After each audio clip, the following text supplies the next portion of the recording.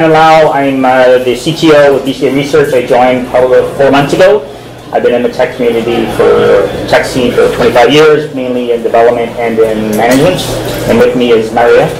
I am Maria Parra. I have been working with BCA for 17 years now. I am a senior developer there. All right. I'm just going to give a quick introduction about BCA Research. This is not a plug, just to level set everybody on who we are. And then I'll get into the presentation right now. So BCA Research, we are an independent macro research firm. Our clients are hedge funds, pension funds, asset managers. And really what they're looking for is they come to our strategists to see, hey, we're going to make an investment in a particular market. We want to talk to some independent strategists to find out, should we buy oil? Should we be buying gold? Should we be buying U.S. equities, right? So that's in general kind of a key area of what we do. And really what we have is effectively in a very simplest term, two products. The first product is we provide research reports to our clients. So these are very in-depth research reports. They are effectively, kind of think of them like essays around different macroeconomic topics. And these essays include a lot of visual data, so a lot of charts and images, but also a very amount of text. And we have been in business for about 75 years. We have approximately about 30,000 reports.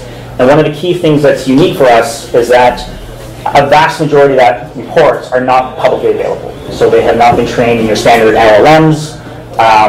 Hopefully they have not been trained, but so that's a very key aspect for us right now, and we are in the phase right now trying to understand how we can potentially unlock that. And so our current standard research reports is we've gone through a modernization process where we have, I think, from now to 2016, they're all kind of on the web, very easily to be trained for an LLM. We have cleaner reports that have been used for PDFs, so these are just reports that are built like Adobe, some from, say, like 2016 to, say, the 2000s, and then we have a historical archive going back from, like, the 2000s to the 1950s, which are effectively scanned pictures of historical reports that are in PDF format. And so those are the ones that we're talking about. And so we'll be presenting a strategy on how we are looking to use a technique called OCR, which is object character recognition. If you've ever done any kind of LLM type stuff, you've seen, like, the recognition of the digits, any of those sort of tutorials online, those are the types of technique we're doing. Yeah. Okay, so I'm going to just talk quickly about a little bit about the architecture. I'm going to keep this very, very simple because I'm also keeping an eye on the clock. And then I'm going to turn it over to Maria, who's going to talk about the extraction process and what we did. And then we'll kind of wrap up a bit about some of the insights and challenges that we had, and we did have a couple, and then we'll sort of turn it over to some questions. All right, so very simply, we've just recently gone through a project where we modernized our CMS, moved it over from sort of an in-house system to a new Drupal system that we've launched on AcroWeb. Like I said, we have right now the vast majority, from say up to 2016, are now hosted on our Drupal site. We have about a year ago, maybe a year and a half ago, we launched sort of a chatbot to our clients, and that was sort of your traditional chatbot that has sort of the line change. We're using OpenAI on Azure, and we're using right now Azure's AI search. And then in the background, you can see on the cloud, effectively, we have like an archive of both our old historical PDFs that are currently not connected to either a Drupal site or to any other chatbot. Again, this is very, very high level. Where we're trying to get to is obviously trying to unlock that data. So we want to be able to take those historical archives that we have, get them into a digital format, ideally into a database that is searchable, that we could either expose through an API, that we could have hooked into our chatbot, and obviously potentially available onto our Drupal site. And then down in the future, if you've been following the AI world, you've been seeing things about MCPs, so being able to connect those into ChatGPT, Perplexity, Anthropic, potentially looking at being able to expose that into ChatGPT for our clients. Okay, I am now going to turn it over to Maria. She's going to talk about the extraction process, and I'm going to give a little bit of a life hack. So if you've ever wanted to find out a really hard technical problem that you think you've got solved out, but you don't have all the details yet, I really recommend submitting a topic for a conference, which is kind of the problem we did. We thought we had this whole thing ironed out, ready to go. So yeah, let's do a talk on this. And then we realized, hey, we haven't actually had this all done, and we've had to do a couple of pivots. So initially it was one simple, clean plan, and Maria's going to go through the process of some of the pivots that we had to do. And then the second life hack is, if you really want to get your vendors engaged, tell them you want to give a talk at a conference, but don't tell them the date. And then get them to sign in, and then tell them the date, because it's been great. We've been able to really lean on AWS and Mongo to really help us in the last little bit, but obviously it was a little bit shocking. You said that we're delivering this conference in about 3 weeks. So, anyway, I'll turn it over to Maria. So if you don't understand me at some point, my English, I can switch to Spanish. So, sorry. So we first, as Shannon said, we had an archive of PDFs that they date from 1950s. But we need to extract the data. We need the high quality data, and these PDFs, they contain complicated tables, charts that are side by side. For example, here is one. This is the example I will go through in these different workflows that we tried. For example, this is a page that will become a challenge in the different workflows. And you see we have headers. That whole document is a research analysis that will go through a subject that we need to get the data as with the most quality we can, right? So the first approach we tried was AWS Textract with PyMu-PDF. AWS Textract has been around since around 2019, so it was the obvious choice. And when we run the PDF through AWS Textract, we got, this is not, how do I open the file? Just click on the icon. No, this is not the one I want to open. This one. So we got this. This is the extracted data by Textract from that PDF. You can see that the structure is kind of lost. The words are cut exactly as they are in the PDF. It doesn't keep the headers of the document. The table, for example, this table is it lost the structure of it. So it was, the cons of this was it was really fast from the PDF to Textract. It is cheap, but we had the structural loss, and also we want to get the image extracted out of the PDF, and Textract is not able to recognize those 4 charts. It's not able to differentiate side by side chart. It sees only 1 chart, and that is what it gets. It doesn't see 2 charts when they are side by side. So we got the text, but then we also want to get the image out of the PDF. We use for that Textract with PyMu-PDF. Textract was able to give us the location of the image in the PDF, but again, it gives us the first 2 charts as 1 image.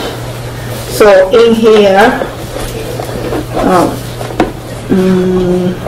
this one, you see when we use Textract gave us the locations of the charts, but then it was like PyMu-PDF got the 2 charts side by side as 1 image. It was not able to get the charts separated. It's here. Chart 6. You see? This is what this Textract sees this as 1 chart. Yes? What did you want to do with the charts? Like, how did you want the user to interact with I will the get charts? to that. You will explain that? Yes. So this was a solution, but we wanted to explore more avenues, no? And then we said, it was always on the back of my mind, maybe we can use an LLM through AWS Bedrock and send the PDF file directly to a model with a very nice restrictive prompt like read the PDF, read exactly what it is in the PDF, and extract the data and give us the data that you are exactly reading on the PDF. And we tried this with Claude using AWS Bedrock. And then what we got from there, I want to show you the data we got from there, and it was this. So now you can see that the format is different. We have headers. It doesn't look like, because it's not displaying as markdown, but If you will down, you can see that the headers are kept, the flow of the document, the table is very nice formatted, and you can see, all that. And if you go to that page 7, page 8, you can see that it says left chart, right chart, left chart, right chart. So Claude is able and even give you a small description of what the chart is plotting on it. So very nice. Problems with this. Claude, this is a 36-page PDF, and it's mostly around what we have. Claude was through Amazon Bedrock is what we test. It was not able to handle this PDF in one call. The output token limit was not enough for us, so we needed to split the PDF in chunks. So send to Claude more than one API call, and then get the data from Claude and put it back together. So this is not cost effective, and this is not time effective when you are going to process like thousands of PDF. And then we go back to the same problem. What about the charts? Claude does not generate image. It does not extract the chart image from the PDF and save it locally. So we needed to go back to, in the second part of the workflow, use Textract to detect the location of the image and pipe new PDF to generate the image. So those two were the workflows we had. Both of them, they were not perfect. So at that moment, we had a meeting with the AWS team that we worked with, and we exposed to them what we achieved so far and the issues we were finding, mostly with the side-by-side charts. The Claude, a lot of API calls, it was not optimal. So they suggest to use BDA. I don't know if you have heard about that, Bedrock Data Automation. They launched this year, around March, and it's specifically designed to extract data from videos, from PDF, from documents, from images, and get it production ready for what we want to do for research, for rack systems, for this kind of thing. So we said, okay, let's use this. And what we got from there, we got the image perfectly. It's able to detect all the image side by side. It doesn't confuse the images. Also, BDA is able to, in one API call, you configure what you want. It's able to get you HTML out. It's able to get you Markdown. It's able to get you TXT, and it's able to extract all the image from your PDF. So, in one go, you get possibly everything you need. And going back to your question, we want HTML because we want to be able to link the answers in our chatbot or in our models to the report that originated this. So a link that the user can go and read the full report. And I should be over here to show you. It's here, the image.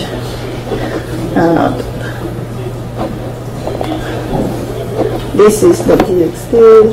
I don't see the extensions, so it's kind of hard to show you. But I have here the HTML of the report. I got an example of the HTML, the Markdown, the TXT, and all the image in just one run. So this is perfect. The flow of the document is nicely kept. The headers, the data, the table structure is very good. It has, look, this is the HTML even when you are not able to see the HTML, but it's a very basic HTML that we can format it, then it's already there. I wanted to show you the Markdown, but I don't know. The Markdown's in the corner. This one? Yes, look how this table is a very nice format. Can I ask you a question? A lot of the images have annotations, so is the text in the image also being captured and offered like for accessibility purposes in the HTML? What do you mean, this? And this on the... Yeah, so like the different London gold price, that kind of thing, this was generated by the BDA. So he's asking if the text in those images, are they being added into the documents? Yes, they are being added. And the plotting of the image, the points and everything is adding also there. Yeah, on the markdown. If I had more time, I can show you that. Yeah. I don't have a watch on. 12. All right, so I got what, like 5 minutes left? All right, we're gonna go fast. We'll leave time for questions. All right, so I'm gonna skip over, if you look at the presentation online, we do have some diagrams that sort of walk through the workflow on this right now. I'm gonna basically, in 5 minutes, try to wrap up this presentation and leave time for questions. And then obviously if you guys have questions afterwards, you can reach out to us. We'll be here this afternoon. You can connect with me on LinkedIn if you have any more questions. So I'm going to talk very briefly about search, and then I'm going to turn over to sort of give you guys a comparison of sort of some of the conclusions. So really now we've been able to go back and analyze all this documentation, but there's a couple of challenges that we have. Is terms that people use today versus terms that they used back in the 50s is completely different. Right, so if you use your traditional search right now with keyword search, let's say that back in when they're writing reports on the automotive industry, they only used automobiles and vehicles, but they didn't use cars. So if a user today goes, I want to look at market data from the 1950s on cars, we're going to miss all those documentation. So the challenge is how do you do this linkage of when the words aren't being used anymore, and this terminology is now semantic search. So I will recommend people to kind of look on this, and I'm going to go very fast through this, but in essence, in AI there's this concept called vector embeddings. So when you have an LLM, you have tokens, and vector embeddings is a way to sort of map in these tokens, how do you find similarities, right? So in the corresponding between a car and an automobile, when they map these in these LLMs, they effectively use similarity vectors to kind of see how close they are. So you have like a dog that's completely separate from a semantic meaning to say a car and an automobile.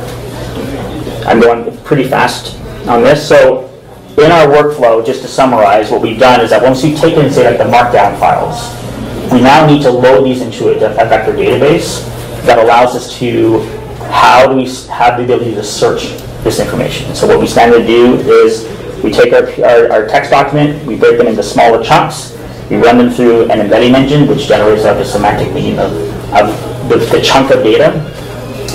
And then we load this into our database. So right now we are using Mongo for this right now. And what this allows us to do is that in this is we have the ability to do both a text search and a semantic search. So we're able to combine both keyword search and text search within the same database. I'm going pretty quick, so I know if you guys have questions at the end, or if you want to talk to me about this afterwards, by all means, you can grab me.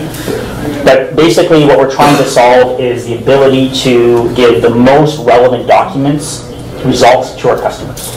And because we're spanning such a large duration, terms and identifying most relevant data, we're having to combine both this concept of keyword search, so atlas search in the Mongo world, and semantic search or vector search.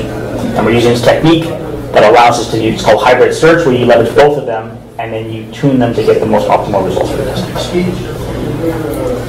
I'm just going to quickly turn over to Maria, just to wrap up. So with the BDA, as you saw, we got the maximum quality of the extraction. Cloud, I am classifying that as 88 because we needed to split the PDF in several chunks. So Cloud see each chunk as a whole and not the full PDF. And then we needed to use text for the image that we won't see side by side.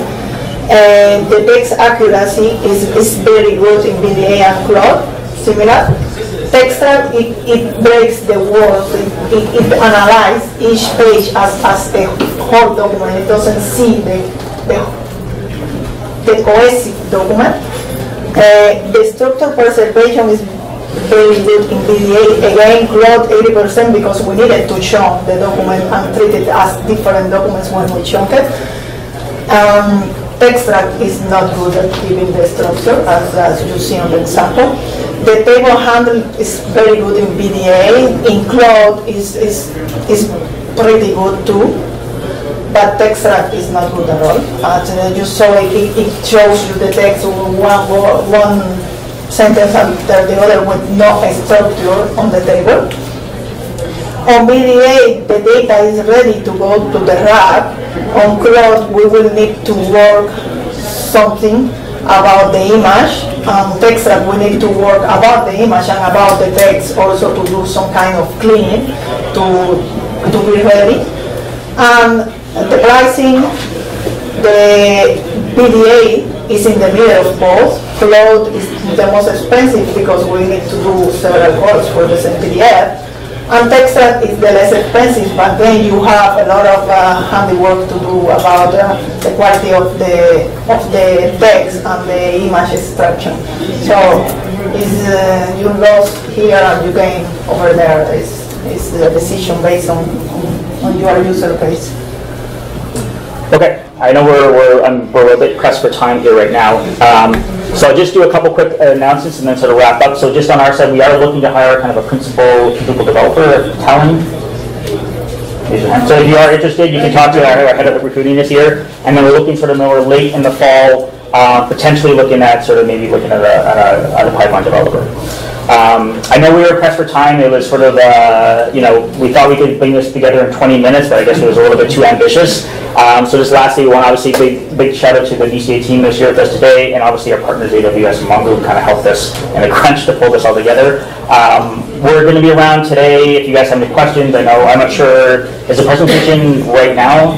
No, I think you have 5 minutes for questions. Oh, okay, so we have 5 minutes for questions, but if you want to grab us afterwards or whatever right now, go ahead, sure, go ahead. Did you consider a graph rag approach? Like, do you have an ontology or a graph available? Like we haven't, we've looked into it in the past, but we haven't sort of gone to the graph rag. I think our main thought was like, oh, this is going to be super easy, text to extract, punt it in, and then what we realized with all the issues on just started getting the data out, the images, so we've really been focusing on the extraction process, and that was the biggest, hardest challenge. We thought that was going to be pretty trivial, and when we got into it, it was like, oh, this is not trivial, so it's going to be much better. For the pricing data for Bedrock, how did you make that calculation? Did they give you a fixed fee, and then you simply divide it by the number of PDFs you had to do, or are they actually charging you per megabyte or per file or whatever? That pricing is for this document that I showed you, and I calculated based on the price they have available by page on the So are they website. charging you per page of the PDF, or how are they Yes, charging they you? charge per page. Okay.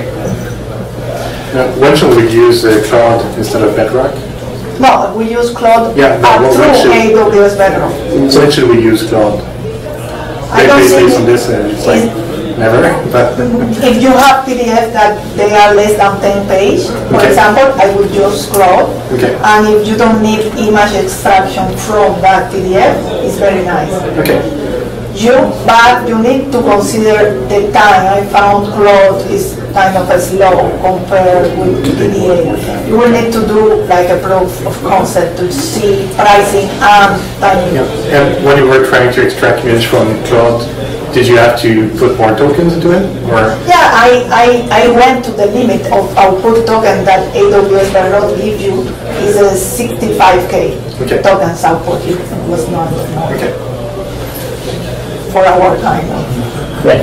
Can you talk a little bit about the other things that you're measuring? Like, how are you identifying text accuracy? What's the evaluation tool that you're using? I use another model to evaluate the accuracy. So I gave the PDF the output from each one of the workflows to get this number. And then- It's an automated process too. Exactly. It was not me going.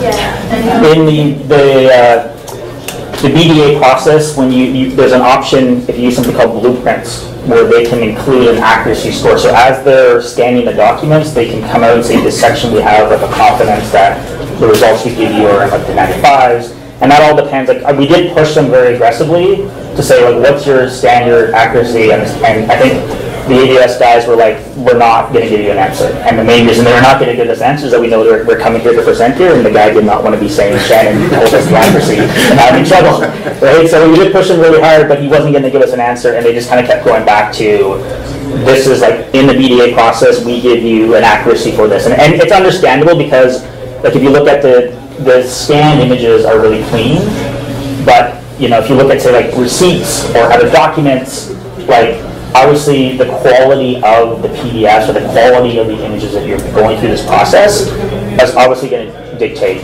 the results. Go ahead. One example that I found, it was on the PDF. Is this? Here we have, let me see if I find, we have this number. Any of the three, they were not able to get that right.